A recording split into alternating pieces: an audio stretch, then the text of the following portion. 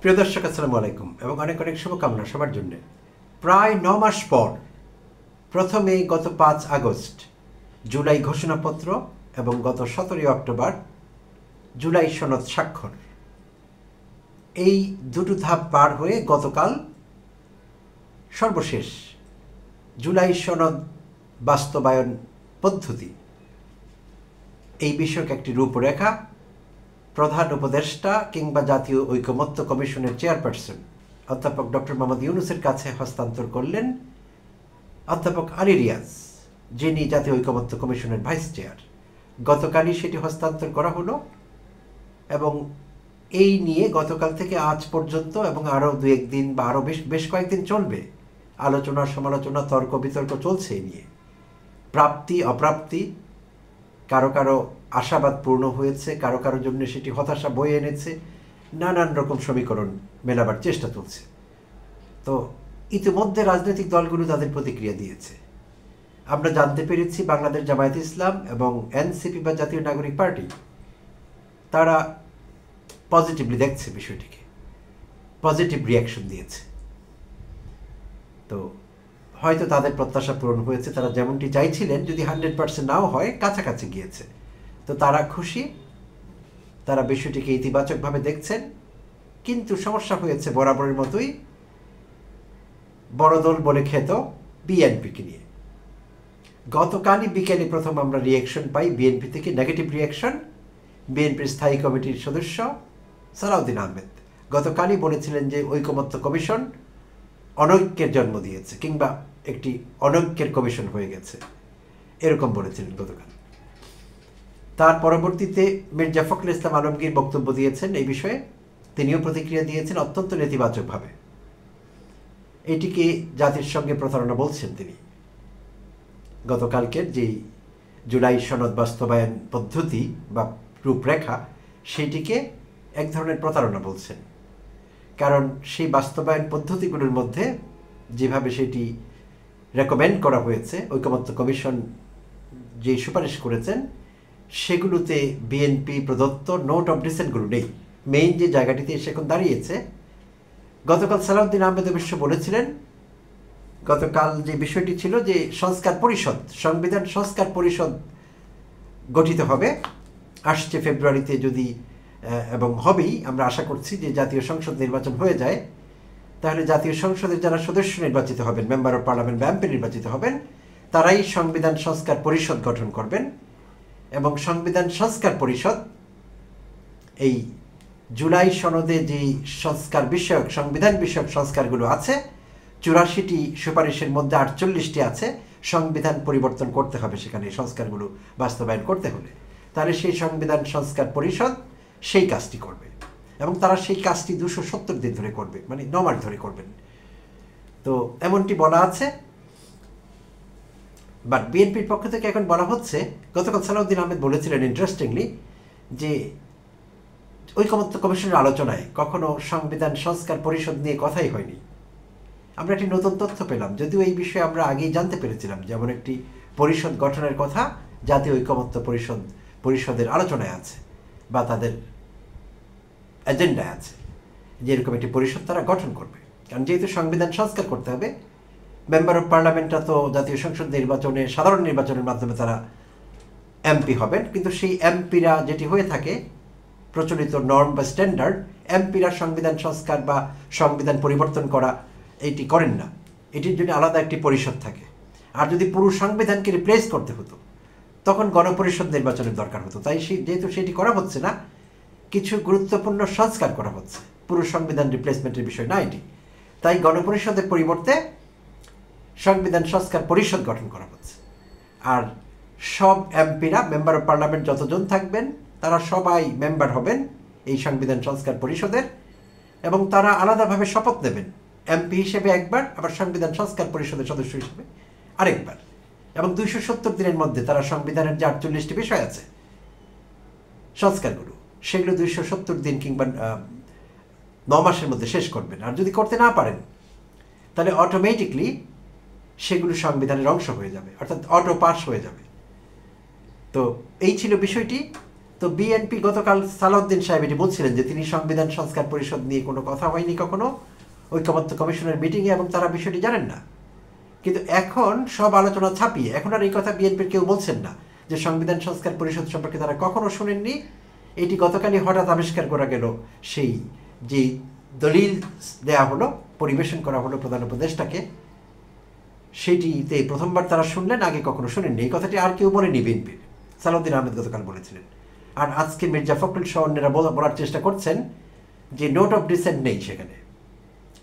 Note of dissent সহই কিন্তু তারা, এটি সত্যি কথা, তারা যদি এই কথাটি বলেন তাদের দোষ দেওয়া যায় না। তারা বলছেন যে নোট অফ ডিসেন্ট সহ আমরা জুলাই সনদে সাইন করেছিলাম, এবং অন্যান্য দল আরও 25টি দল যারা সাইন করেছিলেন, নেতৃবৃন্দ 25টি দলের, তারা বিএনপি ছাড়াও আরও 2-1টি দল নোট অফ ডিসেন্ট দিয়েছে, বাট বেশিরভাগ নোট অফ ডিসেন্ট বিএনপি থেকে। যেসব দাবিগুলো গুরুত্বপূর্ণ সংবিধান সংস্কার বিষয়ক প্রস্তাবগুলো তারা মানতে রাজি হননি, তারা নোট অফ ডিসেন্ট দিয়েছেন। আর তারা সেই নোট অফ ডিসেন্ট সহই সাইন করেছিলেন যেই জুলাই সনদে। আর গতকাল যেটি পাওয়া গেল বাস্তবায়ন পদ্ধতি বা রূপরেখা, সেখানে নোট অফ ডিসেন্টগুলো ছাড়াই সেটি ছিল। তো এখন কথা হলো, ঐকমত্য কমিশন গণভোটের বিধান রেখে তারা এটি করেছেন, এই সুপারিশগুলো তারা করেছেন। তারা গণভোটের বিধান রেখেছেন, গণভোটের মাধ্যমে সিদ্ধান্ত হবে যে এই সংস্কারগুলো জাতীয় ঐকমত্য কমিশন প্রস্তাবিত, পরিবেশিত, অনুমোদিত এই সংস্কারগুলো এবং রাজনৈতিক দলগুলো কর্তৃক স্বাক্ষরিত এই সংস্কার প্রস্তাবগুলো এই দেশের জনগণ, যেহেতু সার্বভৌম ক্ষমতার মালিক জনগণ, তো তারা মানতে রাজি আছেন কিনা। আর এইটি তারা, এই রায় তারা দেবেন গণভোটের মাধ্যমে। আর ইন্টারেস্টিংলি জাতীয় ঐকমত্য কমিশন গণভোট কখন হবে সেটি সুস্পষ্ট করেননি, কমিটির সদস্যরা সেটি করেননি, কমিশনের সদস্যরা, তারা এটি সরকারের উপর ছেড়ে দিয়েছেন, সরকার এবং নির্বাচন কমিশনের উপর। তবে তারা অপশন দিয়েছেন যে গণভোটটি আগেও হতে পারে, ফেব্রুয়ারিতে জাতীয় সংসদ নির্বাচনের আগে যে কোনো একদিন, কিংবা যেদিন জাতীয় সংসদ নির্বাচিত হবে। এখনও তফসিল ঘোষিত হয়নি, সো আমরা জানি না নির্দিষ্ট করে ফেব্রুয়ারির প্রথমার্ধের কোন দিনটিতে হবে। তো সেটি ঠিকঠাক হয়ে গেলে ঠিক যেই দিন জাতীয় সংসদে নির্বাচন হবে একই দিনে গণভোটটি হয়ে যাবে। তো এই সুপারিশ রেখে তারা তাদের কার্যক্রম গতকালকের মতো শেষ করেছেন, যদিও 31 অক্টোবর পর্যন্ত মেয়াদ আছে জাতীয় ঐকমত্য কমিশনের। তো এখন নোট অফ ডিসেন্ট নিয়ে আবার কথা বলছি। বিএনপি খুবই হতবাক হয়েছে, তারা হতাশ, হতবাক, এবং তারা নেতিবাচক প্রতিক্রিয়া দিয়েছে। ভয়াবহ এটি আমি বলবো, প্রতারণা বলেছেন তারা, জাতির সঙ্গে প্রতারণা করা হয়েছে, এটি তাদের প্রত্যাশা ছিল না, তারা খুবই আপসেট দলীয়ভাবে। তো আজই প্রথম আলোতে দেখলাম ডাক্তার জাহিদুর রহমান জাহেদ বিশাল কলাম লিখেছেন এই বিষয়ে, এবং তিনি বলছেন এই নির্বাচন বানচাল হয়ে যেতে পারে, নির্বাচন বাতিল হয়ে যেতে পারে, এবং তিনি আশঙ্কা প্রকাশ করেছেন যে বিএনপি যদি না ভোট দেওয়ার জন্য তৈরি হয়ে যায়, যেহেতু নোট অফ ডিসেন্ট নেই সেখানে, এবং সঙ্গে যদি আওয়ামী লীগ যুক্ত হয়, এবং আওয়ামী লীগের সদস্যরা এবং বিএনপি দুই পক্ষ মিলে যদি না ভোট দিয়ে দেন, তখন কি হবে। তো জাহিদুর রহমান এই আশঙ্কা ব্যক্ত করেছেন। তা তিনি করতেই পারেন, বিএনপির হয়ে তিনি যেহেতু কথা বলছেন, তিনি এমন আশঙ্কা ব্যক্ত করতে পারেন, যদিও হাস্যকর এই কথাটি। বিএনপি একেবারে পাইকারিভাবে বিএনপি এই গণভোটে না ভোট দেবে তার বিবেচনায়, এবং আওয়ামীরা সবাই না ভোট দেবে, তাতে করে এই জুলাই সনদ বাস্তবায়ন আর কখনো সম্ভব হবে না। কিন্তু তিনি বোধহয় ভুলে গেছেন, হিসাবটি কিন্তু অন্যরকম। এখন আওয়ামীরা এবং বিএনপি মিললেও বাকি যে জনসংখ্যা আছে তাদেরকে সারপাস করতে পারবে না। ফলে যে কোনো পরিস্থিতিতে গণভোটের পক্ষে রায় আসবে এবং হ্যাঁ ভোট জয়যুক্ত হবে। এটি একেবারে সিম্পল হিসাব। তিনি একজন রাজনীতি বিশ্লেষক, অনেকদিন ধরে বিশ্লেষণ করছেন, বাট তার এই হিসেবটি আমার কাছে খুব একটা ক্লিয়ার হলো না। আমি ঠিক বুঝতে পারিনি কতটা বিবেচনা প্রসূত হয়েছে তার এই বিশাল কলাম। তো যাই হোক, সেই নোট অফ ডিসেন্ট আবার ঘুরে ফিরে আসি একই জায়গায়। বিএনপি ভয়াবহ নাকশ, তো তারা আরও প্রতিক্রিয়া দেবেন, মিটিং টিটিং করছেন দলীয়ভাবে, আরও কি প্রতিক্রিয়া দেন এবং কতটা সিরিয়াসলি বিষয়টিকে নেন সেটি এখন দেখবার বিষয়। কিন্তু এখানে কিন্তু বিএনপির জন্য একটি সুখবর আছে। সেই সুখবরটি হলো, শুধু বিএনপি না, নোট অফ ডিসেন্ট অন্য যারাই দিয়েছেন তাদের জন্য একটি সুখবর আছে। তো এই অপশন কিন্তু আছে। আর তারা যে দাবি করছেন যে নোট অফ ডিসেন্ট সহ জুলাই সনদ বাস্তবায়ন পদ্ধতি কেন ব্যাখ্যা করা হয়নি, তারা এখানে হিসাবে একটু ছোট্ট ভুল করছেন। সেটি হলো, এইটি বিএনপির নোট অফ ডিসেন্ট বা আরও 2-1টি দলের নোট অফ ডিসেন্ট। তো এই নোট অফ ডিসেন্ট সহ কেন জনগণ ভোট দেবে, গণভোট দেবে? জনগণ গণভোট দেবে ঐকমত্য কমিশন প্রস্তাবিত ইস্যুগুলোর উপর।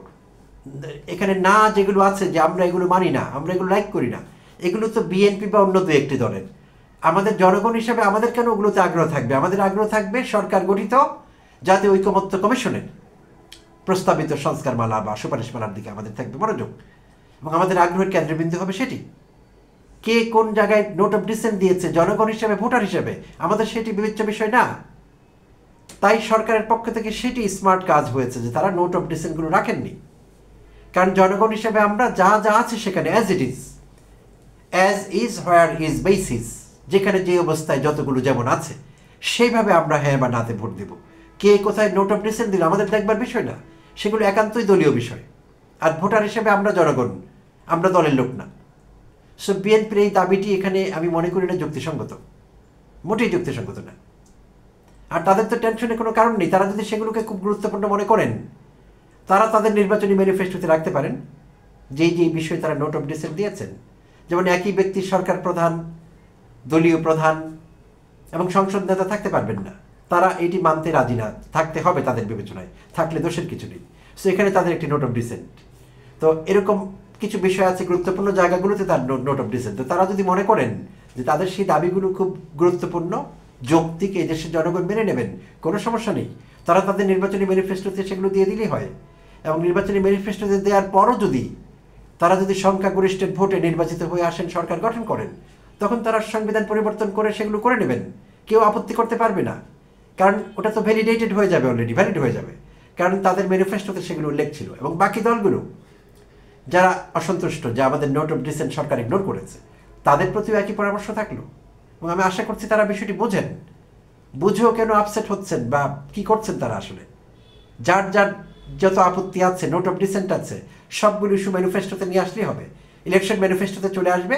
আর সেই ম্যানিফেস্টোর উপর জনগণ সন্তুষ্ট হয়ে যদি তাদের ভোট দিয়ে ক্ষমতা আনেন, ফাইন, তাহলে ক্ষমতা এসে তারা সেগুলো বাস্তবায়ন করবেন। আর নোট অফ ম্যানিফেস্টোতে দেওয়ার পরও যদি তারা সেভাবে সাড়া না পান, তাহলে বোঝা যাবে সেগুলো বাতিল হয়ে গেছে, জনগণ সেগুলো পছন্দ করেনি। আর সরকার নোট অফ ডিসেন্ট সহ যা যা দিয়েছে, যেসব সুপারিশমালা সেখানে দিয়েছে, সেখানে যদি জনগণ হ্যাঁ ভোটের পক্ষে ভোট দেয়, তাহলে বোঝা গেল যে নোট অফ ডিসেন্ট জনগণ মানছে না, জনগণের সেগুলো প্রয়োজন নেই, তারা সেগুলো প্রত্যাখ্যান করেছে। তার মানে সরকারের পেশকৃত বা জাতীয় ঐকমত্য কমিশন প্রস্তাবিত, প্রস্তুতকৃত, তৈরিকৃত, পরিবেশিত এবং অনুমোদিত রাজনৈতিক দলগুলো কর্তৃক স্বাক্ষরকৃত, সেটি জয়যুক্ত হবে এবং সেইভাবে পরিবর্তন হবে সংবিধান সংস্কার পরিষদ, সেইভাবে পরিবর্তন করবে।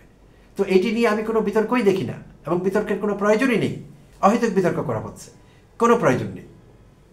সবাই এটি মেনে গিয়ে যার যার ম্যানিফেস্টোতে যার যার যেসব চাহিদা আছে আপনারা সেগুলো দিয়ে দিন, হয়ে যাবে। তখন আমরা বুঝতে পারবো আসলে কে কী চাইছে আর জনগণ কার চাওয়াগুলোকে পূর্ণতা দিচ্ছে, সেটা বোঝা যাবে। আর গণভোটে যা আসবে সেটি দেখা যাবে। তো আপাতত এইভাবে হতে পারে বিষয়টির সমাধান। আর বেশিরভাগ মানুষই এখন খুশি, যতটুকু সাধারণ মানুষের প্রতিক্রিয়া পাওয়া যাচ্ছে, ভোটারদের প্রতিক্রিয়া পাওয়া যাচ্ছে, ভোটাররা খুশি এবং উচ্চকক্ষে পিআর, জনগণ আরও খুশি এতে। এই প্রথমবার বাংলাদেশের মানুষ একটি নতুন কিছু প্রত্যক্ষ করতে যাচ্ছেন, নতুন অভিজ্ঞতা নিতে যাচ্ছেন। উচ্চকক্ষে পিআর, তাও আবার ভোটের সংখ্যানুপাতে, যেটিকে আমরা প্রপোর্শনাল রিপ্রেজেন্টেশন বলছি। তো প্রথমবারের মতো বাংলাদেশের মানুষ এটি উপলব্ধি করবে। চমৎকার বিষয়, এবং মনে করছি মানুষ খুব পজিটিভলি দেখছে বিষয়টি। সো সেই জন্য আমাদের অপেক্ষা করতে হবে। ধন্যবাদ সবাইকে, ভালো থাকবেন।